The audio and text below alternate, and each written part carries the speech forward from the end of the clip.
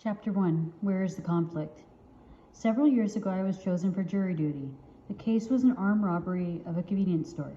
The young man on trial was one who supposedly was the lookout for this robbery. The deciding factor for us as a jury was his actions, movements, and conscience as he was caught on the surveillance camera. He was definitely guilty, even though he claimed that he didn't know that the man he was with was going to rob the store when they went in. The problem was that the camera showed a different story. We placed the young man on probation for the sake of his young wife and children, so he could have another chance and not go to prison. All this activity took place in a courtroom, where a verdict was rendered. There was no yelling, screaming, or physical wrestling that would have been completely out of order in these proceedings. Everything that was done was about presenting evidence, making a request, answering accusations, and other legal processes. The result was a verdict rendered that was consistent with the petitions that were being offered. Justice was served. I am convinced that prayer is an activity that takes place in the courtroom of heaven. There are petitions, accusations, arguments, and evidence presented in the courts of heaven, just as there are in the courts on earth. And just as there is protocol in a natural courtroom, there is protocol in the courtroom of heaven.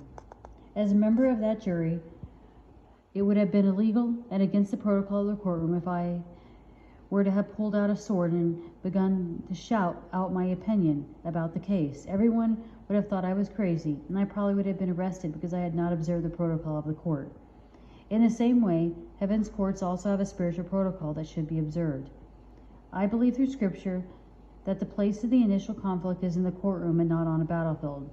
The first place of intercession should be in the courtroom of heaven. It is there that we must first win our verdicts before going out to win on the battlefield.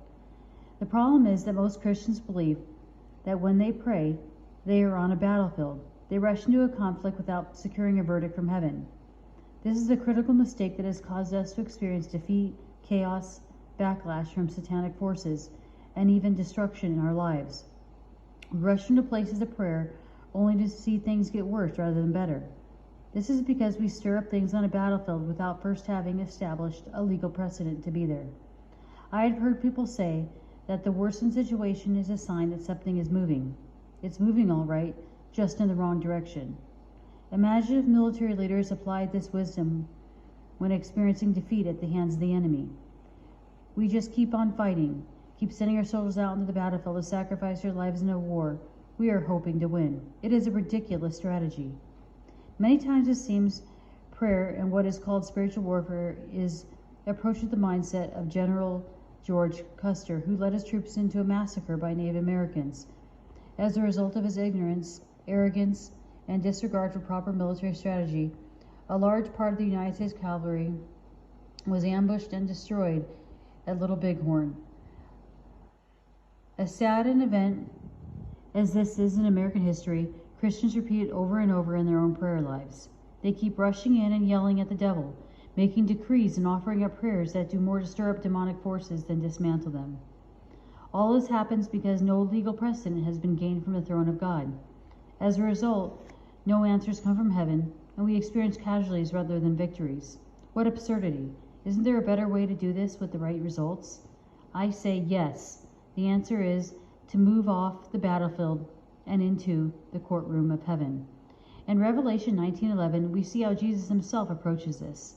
Now, as I saw heaven opened, and behold, a white horse, and he who sat on him was called Faithful and True, and his righteousness he judges and makes war. Revelation 19:11. The first thing we must see is that heaven is open. This means that there is revelation and things that we need to discern in the heavenly realm. Prayer and warfare should not be a shot in the dark. We should be able to pinpoint the things that need to be dealt with and touch them with accuracy. We must be able to pray within the will of God. We can find the needle in the haystack. When heaven is open and revelation is flowing, John the Apostle said, if we ask anything according to his will, then we have the petition that we are asking of him. 1 John 5:14-15. One of the critical steps to effective prayer is understanding the will of God and praying in agreement with that will. I will deal more extensively about this, how this is done, in a later chapter.